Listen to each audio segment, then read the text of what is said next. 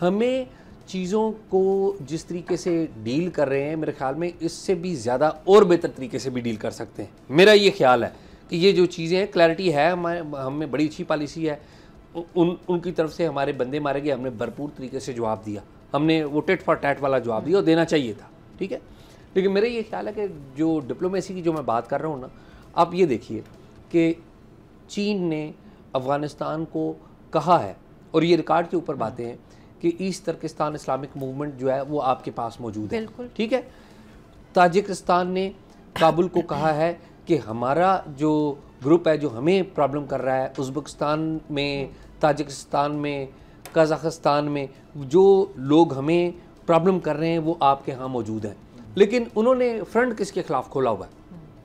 Front Pakistan के खिलाफ खोला हुआ है, यानी कि वहाँ पर वो अनासर भी मौजूद हैं जो किसी वक्त और आज भी अगर रिकॉर्ड पुराना निकालें तो वो इंडिया को भी मतलूब थे, लेकिन इंडिया के साथ उनके बेहतर ताल्लुकात हैं। लेकिन फ्रंट किसके खिलाफ खुला हुआ है? वो पाकिस्तान के खिलाफ खुला हुआ है।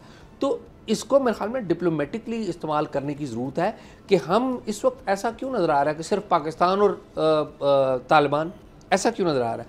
मेरा ये ख्याल है कि हमें ये जो दीगर ममालिक के जो इस खत्ते के दीगर ममालिक हैं और आलमी बरादरी, उसको भी इंगेज करना होगा और डिप्लोमेटिकली चीज़ों को लेके। हमारे जो फ्रंट के ऊपर है ना, वो डिप्लोमेसी नहीं है, हमारे फ्रंट के ऊपर हमारे बाकी जो लोग हैं वो हैं।